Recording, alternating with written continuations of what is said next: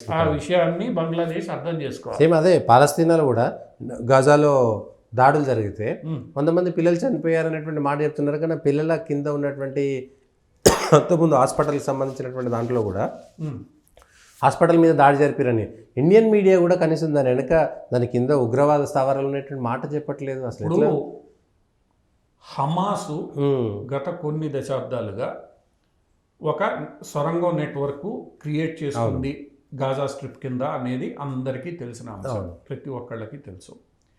ఆ సొరంగంలు ఏవైతే నెట్వర్క్ ఉందో దాని కింద బలమైన స్థావరాలన్నీ కూడా, అంటే మనుషులు ఉండడానికి, ఆఫీసులు ఫంక్షన్ చేయడానికి, అవన్నీ కమాండ్ కంట్రోల్ సెంటర్స్ కానీ అన్నీ కూడా వాళ్ళు కావాలని హాస్పిటల్స్, స్కూల్స్ కింద కన్స్ట్రక్ట్ చేశారనేది ఇప్పుడు ఆల్రెడీ వెలుగులోకి వస్తున్న. ఎందుకంటే గతంలో నార్త్ గాజాలో ఏదైతే గాజా దీని వైపు ఉందో అక్కడ సిటీస్లో దాడి చేసినప్పుడు హాస్పిటల్స్ కింద నెట్వర్క్ పెద్ద పెద్ద ఇవి ఉన్నాయి, కమాండ్ కంట్రోల్ సెంటర్స్ ఉన్నాయి. ఈరోజు అవే కమాండ్ కంట్రోల్ సెంటర్స్ని ఇజ్రాయెల్ ఇది చేయాలి. దానికి రక్షణగా పాలస్తీనా ఏం చేస్తోంది? పౌరుల్ని హాస్పిటల్స్ అనే పేరుతో, స్కూల్స్ అనే పేరుతో, మసీదులు అనే పేరుతో పౌరుల్ని జమ చేసి పెడుతోంది. కింద వాళ్ళు పని చేసుకుంటూ ఉంటారు. ఇది బహిరంగ రహస్యం. ఈ రహస్యాన్ని తెలిసిన ప్రతి ఒక్కళ్ళు ఖండించాల్సింది ఎవరిని? యుద్ధంలోకి పౌరుల్ని షీల్డ్గా వాడుకుంటున్నది హమాస్ని ఎవరు ఖండించరు. అంతా ఇజ్రాయెల్దే తప్పంటారు. మరి హమాస్ దాకా ఎలా వెళ్తుంది ఇజ్రాయెల్? ఇప్పుడు ఇజ్రాయెల్ మీద దాడి చేసి 1200 మంది చనిపోవడానికి కారణం హమాస్. అది ఎందుకు చేయనిచ్చారు మీరు? హమాస్ చేసిన తర్వాత హమాస్ని ఎవరు తప్పుపట్టినప్పుడు ఏమవుతుంది అక్కడ? ప్రతిరోజు ఇజ్రాయెల్ మీద నేను సొరంగంలో దాక్కొని దాడి చేస్తా, లేదా స్కూల్ కింద ఉండి నేను మొత్తం నెట్వర్క్ని కంట్రోల్ చేస్తానంటే అయ్యే పని కాదు. అది ఈరోజు ఇజ్రాయెల్ స్పష్టంగా చెప్పేసింది. ఇది ఒక పరిణామం. దాని మీద ఏదైతే చర్చ జరుగుతుందో దాన్ని ఎవరు ఖండించరు. ఇజ్రాయెల్ గాజాలో జరుగుతున్న దాన్ని, గాజాలో హమాస్ చేస్తున్న దాన్ని ఎవరు ఖండించకపోగా ఈరోజు పరిస్థితి ఏంటి? ఎవరైతే ఈ దాడికి కారణమో, ఎవరైతే హమాస్ మిలిటరీ కమాండర్గా ఉన్నారో సిన్వర్ అనే ఆయన్ని ఈరోజు పాలస్తీనా హమాస్ పొలిటికల్ చీఫ్గా, అంటే హమాస్ అధినేతగా డిక్లేర్ చేశారు. ఎందుకు డిక్లేర్ చేశారు? ఇప్పుడు 2 దేశాల మధ్య యుద్ధాన్ని ఆపాలి అని అంటే 2 దేశాలకు ఆమోదయోగ్యమైన నేతలు ఆమోదయోగ్యమైన రీతిలో చర్చలు జరిపితేనే వస్తాయి. కానీ ఈ సిన్వర్ అనే వ్యక్తి అక్కడ జరిగే తీవ్రవాద కార్యకలాపాలన్నిటికీ నేతృత్వం వహిస్తున్నాడు. ఆయన హమాస్ మిలిటరీ చీఫ్. ఏ రోజు కూడా ఇజ్రాయిల్తో శాంతి ఉండాలని అతను కోరుకోలేదు. ఈ 2023లో జరిగిన దాడికి కూడా అతనే మూలకారి ప్రణాళిక రూపొందించిన వ్యక్తి. అటువంటి వ్యక్తిని ఈరోజు మీరు చీఫ్ నెగోషియేటర్గా, పొలిటికల్ హెడ్గా మీరు ప్రకటిస్తే ఈరోజు ఇజ్రాయెల్ ఒప్పుకుంటుందా? ఎవడైతే చంపాడో వాడితో నేను కూర్చొని మాట్లాడగలుగుతాను? మాట్లాడే పరిస్థితి ఉండదు, ఆమోదయోగ్యం ఉండదు. దీని అర్థం ఏంటి? హమాస్కు ఎటువంటి పరిస్థితుల్లో శాంతి చర్చలకు వెళ్ళడం, శాంతి చర్చలు జరగడం ఇష్టం లేదని స్పష్టంగా ప్రపంచానికి చెప్పినట్లయితే మరి ఈ విషయాన్ని హమాస్కు మధ్యవర్తిత్వం వేస్తున్న ఈజిప్ట్, ఖతార్కు స్పష్టంగా అర్థమైంది. ఈ అర్థమైన నేపథ్యంలో ఈరోజు ఇజ్రాయెల్తో ఈజిప్టు, ఖతారు ఎలాంటి ప్రతిపాదనలు ముందుకు తీసుకురాగలుగుతాయి? ఎందుకంటే అందరికీ తెలుసు వాడు ఒప్పుకోడని. అంతే, సిన్వర్ అనే వ్యక్తి ఒప్పుకోడని అందరికీ తెలుసు. అతను యుద్ధాన్ని ఆపడని అందరికీ తెలుసు. అటువంటి పరిస్థితుల్లో అతన్ని అధినేతగా ఈ దేశాలన్నీ ఉండంగా చేసినప్పుడు ఒక రకంగా అక్కడ యుద్ధం ఆపడం ఎవరికి ఇష్టం లేదు. ఈ విషయం స్పష్టం. ఇది ఆగదు.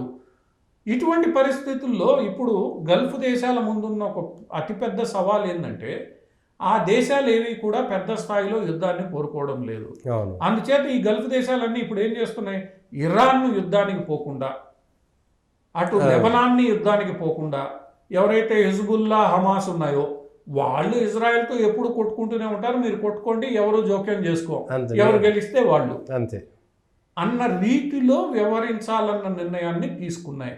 మొన్న సౌదీ అరేబియాలో జరిగిన సమావేశంలో కూడా దీన్ని ఫుల్ బ్లోన్ వారుగా చెయ్యకూడదు, కానీ ఇజ్రాయెల్ చేసిన పనిని ఖండించాలి అన్న నిర్ణయం తీసుకున్నారు తప్ప ఇజ్రాయెల్కి వ్యతిరేకంగా ఇది ఫుల్ బ్లోన్ వారుగా వెళ్ళకూడదు అనేది వీళ్ళు. అంటే ఇక్కడ హమాస్ చేస్తున్న తీసుకున్న నిర్ణయం. హమాస్ తప్పనిసరి ఈరోజు సిన్వర్ని తప్పనిసరి పెట్టిందా? ఎందుకంటే సిన్వరు ఈరోజు మిగతా దేనిని యాక్సెప్ట్ చేసే పరిస్థితుల్లో లేడు.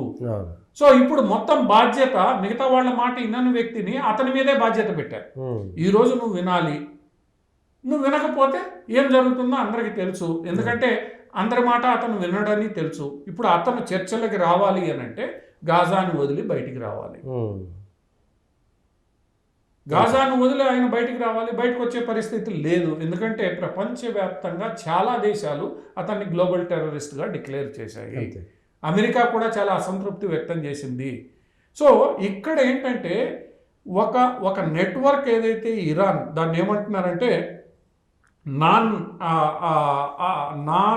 అది ఏమన్నారు, దేనికి అంగీకరించని నెట్వర్క్, తెలుగులో దాన్ని మనం ట్రాన్స్లేట్ చేస్తే నాన్ నెగోషియబుల్ నెట్వర్క్ అనేది ఇరాన్ ఒకటి క్రియేట్ చేసింది. దాంట్లో హిజ్బుల్లా, హమాస్, హౌతీస్ వీళ్ళందరూ, ఇరాన్కి మద్దతుగా ఉండే వీళ్ళందరూ మేము ఎటువంటి కాంప్రమైజు కాము అన్నది వాళ్ళ సిద్ధాంతం. వాళ్ళు కాంప్రమైజ్ గారంటే దాడి జరుగుతున్నట్టు. ఇరాన్ వాళ్ళకి ఆయుధాలు ఇస్తూ ఉంటుంది. ఇప్పుడు రష్యా కూడా కొన్ని ఆయుధాలని సప్లై చేస్తూ ఉంటుంది. ఎందుకంటే రష్యాకు ఉన్న కంపల్షన్స్ ప్రకారం నేరుగా చెప్పకపోయినా. సో ఇరాన్ ద్వారా ఆయుధాలు వస్తుంటే యుద్ధం కొనసాగుతూనే ఉంటుంది. గల్ఫ్ దేశాలు యుద్ధం జోలికి పోకుండా వాళ్ళు ప్రశాంతంగా. ఎందుకంటే ఈరోజు Dubai one of the biggest trade centres, one of the biggest airport, one of the most travelled city.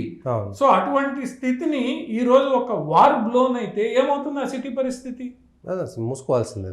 Dubai కానీ, మస్కట్ కానీ, ఖతార్ కానీ, లేదా దోహా కానీ, ఇవన్నీ ఈరోజు వైబ్రెంట్ సిటీస్గా వాళ్ళు తయారు చేసే ప్రయత్నంలో పడినప్పుడు ఇక్కడ 2-3 ఏళ్ళు యుద్ధం సాగితే, ఎందుకంటే అమెరికా ఖచ్చితంగా యుద్ధంలోకి వస్తుంది, ఒక రోజులో తెగదు తెల్లారదు, 2-3 ఏళ్ళు సాగుతుంది. సాగినప్పుడు ఏమవుతుంది? ఈ నగరాలన్నీ అల్లకల్లోలం అయిపోతాయి. కాబట్టి ఈ దేశాలు జాగ్రత్త పడతాయి. లెబనాన్లో కూడా సగం ప్రజలు మీరు మా జోలికి రావద్దు, హిజ్బుల్లా ఏం చేసుకుంటుందో చేసుకోండి అని వణికి వస్తున్నారు. ఇటువంటి పరిస్థితుల్లో ఈజిప్ట్ యుద్ధానికి సిద్ధంగా లేదు, అమెరికాని కాదని. అటువంటి పరిస్థితుల్లో వీళ్ళు మేము నాన్ నెగోషియబుల్ నెట్వర్క్ అనుకుంటే ఏం చేయగలుగుతారు?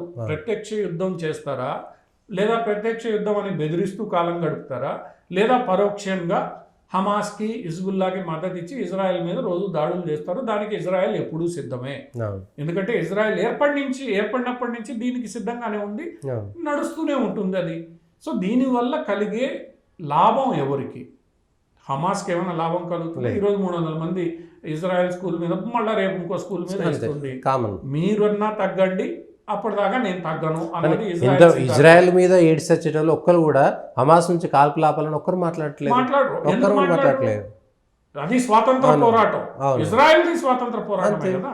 ఎవరైనా చర్చల ద్వారా మీరు పరిష్కరించుకున్నారు కూడా. 2 స్టేట్ థియరీ ఏదైతే యాసర్ అరాఫత్ కాలంలో నిర్ణయించబడిందో, 2 రాష్ట్రాలు, 2 దేశాల పాలన మీరు చేసుకోండి. ఆ రోజు ఏమైంది? మీలో మీరు కొట్టుకుని విడిపోయారు. వెస్ట్ బ్యాంక్ ప్రాంతం ఏదైతే ఉందో అక్కడ పాలస్తీనా అథారిటీ పాలిస్తోందో అథారిటీని కాదని మీరు స్వతంత్ర దేశం అనుకున్నారు. మంచిదే, మీరు స్వతంత్ర దేశం కండి, వెస్ట్ బ్యాంక్ని స్వతంత్ర దేశంగా ఉండమనండి, ఇజ్రాయెల్ని ఉండనివ్వండి, అయిపోతుంది. మీరు సరిహద్దులు దాటి తీవ్రవాద కార్యకలాపాలు పాల్పడాల్సిన అవసరం ఏంటి? మీరు శాంతిగా ప్రశాంతంగా మీ ప్రజలకి మంచి భవిష్యత్తు ఇవ్వాలనుకుంటే మీరు మీ దేశాన్ని పాలన. ఎన్నో నగరాలతో కూడిన దేశాలు ఉన్నాయి. సింగపూర్ ఉంది. ఇటువంటి చిన్న చిన్న దేశాల్లో నువ్వు గాజా కూడా ఒకటి ఉంటుంది, ఎవరు కాదనరు. నీకు శాంతి ఉన్నప్పుడు ఇజ్రాయెల్ కూడా గాజా నుంచి వచ్చే వాళ్ళని పని చేసుకొని మళ్ళీ వెనక్కి వెళ్ళండి అని చెప్పింది. అట్లా జరిగింది కూడా చాలా మధ్యలో 4-5 సంవత్సరాలు. ఆ పని ఎందుకు పాలస్తీనా లేదా హమాస్ చెయ్యదు? నువ్వు బతుకు, నన్ను బతకనివ్వు, లేదా నేను బతుకుతా, నువ్వు బతుకు అన్న సిద్ధాంతాన్ని ఎందుకు ఇక్కడ అంగీకరించట్లేదు? ఈరోజు బంగ్లాదేశ్లో కూడా మేము చెప్పింది నువ్వు వినాలి. ఎందుకు వినాలి? ఇప్పుడు మేము చెప్పింది వినకపోతే అలజడి సృష్టిస్తాం, తీవ్రవాదాన్ని రెచ్చగొడతాం. ఏంటి మాటలు ఎన్ని చేస్తారు మీరు? అంటే ఒప్పుకుంటున్నట్టు మేము తీవ్రవాదులు అనేటువంటిది వాళ్ళే ఒప్పుకున్నట్టు లెక్క. మహమ్మద్ యూనిస్ లాంటి నోబుల్ శాంతి పథకాన్ని తీసుకున్న వ్యక్తి ఈ మాటలు మాట్లాడడం. ఇప్పుడు భారత ప్రభుత్వం ఖండించకపోవచ్చు, తప్పనిసరి భారత ప్రభుత్వం ఆయనతో మాట్లాడాల్సి రావచ్చు 2 దేశాలు కాబట్టి. కానీ ఆయన మాట్లాడిన విధానం ఏదైతే ఉందో అది సరైనది కాదు. ఈరోజు హిందువులు రోడ్డు మీదకి రావాల్సిన అవసరం ఏమొచ్చింది? నువ్వు ఆ మైనారిటీలు 18% ఉన్నావు, వాళ్ళ పరిరక్షణకి ఏం చేస్తావు? కేవలం ప్రకటనలు ఇస్తావా? ఈరోజు ఏమవుతోంది? మీరిచ్చిన ఈ ధైర్యంతోనే వీళ్ళు ఇష్టానుసారం చేస్తున్నారు. సుప్రీంకోర్టు ప్రధాన న్యాయమూర్తి ఏం చేశాడండి? మీకు అనుకూలంగా తీర్పిచ్చాడు కాబట్టి ఆయన రాజీనామా చేయాలన్నా. అంతే. రెండు, ఆ బ్యాంకు గవర్నర్ ఏమి తప్పు చేశాడండి? ఇప్పుడు బంగ్లాదేశ్ రిజర్వ్ బ్యాంక్ గవర్నర్ ఏంటో ఆయన్ని రాజీనామా చేయమన్నారు. పోనీ ప్రధాన న్యాయమూర్తి రాజీనామాతో మీరు సంతోషపడ్డారా? మొత్తం సుప్రీంకోర్టు రాజీనామా ఏం చేయాలనుకుంటున్నారు మీరు? రేపు బంగ్లాదేశ్ ఆర్మీ చీఫ్ రాజీనామా చేయమంటారు, పోలీస్ చీఫ్ రాజీనామా చేయమంటారు. పోలీసులు ఇప్పుడు ఏంటి పరిస్థితి? సో ఈ పరిస్థితి. ఇంకొకటి, ఈ మధ్యకాలంలో వచ్చిన కొన్ని వార్తలు ఏంటంటే, బంగ్లాదేశ్ ఆర్మీ చీఫ్ హసీనాకు చివరి నిమిషంలో చెప్పింది ఏంటంటే, నా సైన్యాన్ని కూడా నేను నియంత్రించే పరిస్థితుల్లో లేను, నా సైన్యం కూడా రోడ్డు మీద ఇబ్బంది పడుతోంది, వాళ్ళు కూడా దీంతో జత కడితే నేనేం చేయలేనని ఒక మాట అన్నాడని కూడా హసీనాకు చెప్పాడని కూడా మనకి ఈరోజు బయటకు వస్తుంది. అంటే దాని అర్థం ఏంటి? ఆ సైన్యం కూడా ప్రొఫెషనల్ ఆర్మీ కాకుండా పోయిందనే మాటలు ఈరోజు వినివస్తున్నాయి. ఆ పోలీస్ చీఫ్లు చేతులు ఎత్తేసారు, మేమేం చేయలేమని. ఈరోజు జైళ్లు పగలగొడుతున్నారు. అంటే ఏం జరుగుతోంది? ఏం సాధించదలుచుకున్నారు ఈ మొత్తం వ్యవహారంలో? ఒక విద్యార్థి ఉద్యమంగా ప్రారంభమైన ఈ అంశంలో మీరు ఏం సాధించదలుచుకున్నారు? ఎవరిని బెదిరిస్తున్నారు? భారతదేశాన్ని బెదిరిస్తున్నారా? మంచిది. భారతదేశంలో కూడా ఎవరేంటో తెలిసిపోతుంది. స్పష్టంగా యూనిస్ గారి మాటల్లోనూ మిగతా మాటల్లోనూ మనకు అర్థమవుతోంది భారతదేశం జాగ్రత్తగా ఉండమని. మంచిది, భారతదేశం జాగ్రత్తగానే ఉండాలి. భారతదేశం ఆల్రెడీ సరిహద్దుల్లో పూర్తి స్థాయి భద్రత ఏర్పాటు చేసుకుంటోంది. రేపు కంచె నిర్మిస్తారు, రేపు గట్టిగా ఈరోజు భారత్ నిధులు అందిస్తుంది, మొత్తం చేస్తుంది. భారత్ పోలీసులు, భారత్ భద్రతా వ్యవస్థ సపరేట్ గా తయారవుతుంది. మమతా బెనర్జీ కూడా మెత్తబడిపోయింది. మమతా బెనర్జీ ఏం చేస్తుంది? ఇంతమంది హిందువుల్ని తీసుకుంటావా నువ్వు? పోనీ ముస్లింలను తీసుకుంటావా? తీసుకోలేరు. ఇప్పుడు నీ బంగ్లాలోకి ఎంతమంది నేను తీసుకుంటా, అందరినీ స్వాగతిస్తా అన్న వ్యక్తి తీసుకో. ఈరోజు బోర్డర్ నిన్న ఏం జరిగింది? బిఎస్ఎఫ్ బోర్డర్ దగ్గరికి పోయి ఏదో చేస్తే బిఎస్ఎఫ్ వాళ్ళు రానిలేదు. అదొక గోలు. ఎందుకు రాణిస్తారు? అంతే. బిఎస్ఎఫ్ పరిధి నీ పరిధి కాదు, నువ్వు చెప్పినట్టు పోలీసులు కాదు వాళ్ళు. వాళ్ళకి స్పెసిఫిక్ టాస్క్లు ఉన్నాయి, వాళ్ళు ఆ పని చేస్తారు. అంతే. నువ్వు ఏం సాధించాలనుకుంటున్నావు? ఈరోజు భారతదేశంలో ఉన్న ప్రతిపక్షాలు కానీ భారతదేశంలో ఉన్న అందరూ అర్థం చేసుకోవాల్సింది ఏంటంటే, ఈ చర్యలన్నీ హిందువులను ఏకం చేస్తాయి. భారతదేశానికి మేలు చేసినట్టు లెక్క. రేపు హైదరాబాద్ లో ఏం జరగచ్చు, మెజారిటీ ముస్లిం మెజారిటీ ప్రాంతాల్లో ఏం జరగచ్చు అన్న ఒక భయం, ఒక ఆందోళన వీళ్ళల్లో ఉంది. ఇది రెచ్చగొట్టడం కాదు, దీన్ని సరిచేయాల్సిన బాధ్యత ఎవరి మీద ఉంటుంది? ముస్లిం సముదాయం మీదనే ఉంటుంది. మీరు రెచ్చగొడుతూ ఉంటే ఆ ఆందోళనతో భారతీయ హిందువులు కూడా ఏకీకృతమై తమ రక్షణకు సిద్ధమయ్యే పరిస్థితి ఏర్పడుతుంది. ఇది గతంలోనూ జరిగింది. సో పాలస్తీనా విషయంలో ఏదైతే జరుగుతుందో అందరూ చూస్తున్నారు. ఈరోజు బంగ్లాదేశ్లో జరుగుతున్నది అందరూ చూస్తున్నారు. కేవలం ఒక వర్గానికి మాత్రమే ప్రపంచంలో కొందరు కొమ్ము కాయడం అనేది వాళ్ళందరికి కూడా మంచిది కాదు. ఈరోజు యూరోప్లో జరుగుతున్న పరిణామాలు మీరు గుర్తుపెట్టుకోవాలి. ఇవన్నీ మంచిది కాదు. సర్వస్వతంత్రంగా ఎవరు తప్పు చేసినా వాళ్ళని తప్పని చెప్పండి.